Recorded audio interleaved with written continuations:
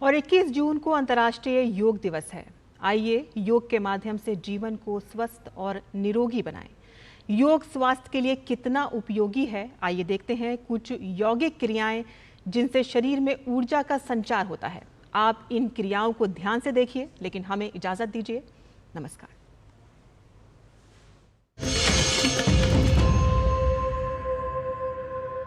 आज आपको दो तो ऐसे सरल से अभ्यास हम बताएंगे जिसको करते तुरंत आपके शरीर में लेजीनेस, लेथार्जिकनेस दूर हो जाएगी। सबसे पहला अभ्यास है भारत योग का अट्टाहास। अट्टाहास यानी लाफ्टर।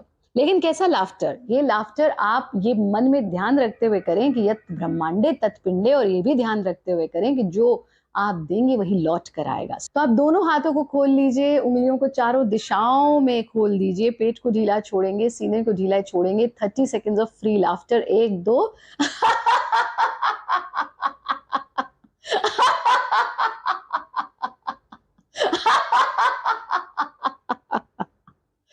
और फिर हाथों को वापस लाकर आंखें बंद कर लीजिए। इस हास को अपने ऊपर बरसने दीजिए।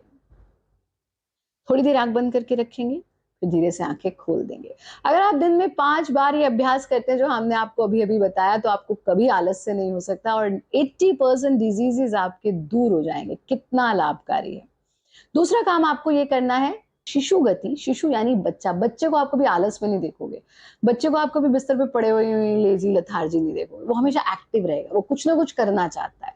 बस ऐसे ही हमको बालक हो जाना है।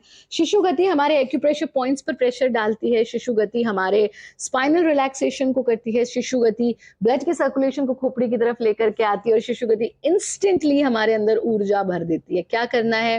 मैट पर भी कर सकते हैं। मैट का मुंह छोड़कर आप पूरे एरिया में भी घूम सकते हैं। इस तरह से हमें घुटने के बल, हथेलियों को के द्वारा थोड़ी देर तक वॉक करना है, यानी शिशु की तरह गति करनी है।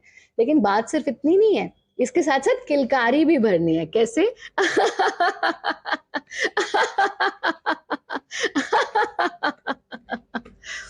जब आप ऐसा कर लें थोड़ी देर, फिर वज्रासन में बैठ जाइए। आप देखेंगे इंस्टेंटली ब्लड का फ्लो खोपड़ी की तरफ आ गया। आप देखेंगे इंस्टेंटली चेहरा दमकने लगा, गुलाबी हो गया है। आप देखेंगे आपकी खोपड़ी से सारा आलस से दूर हो गया है।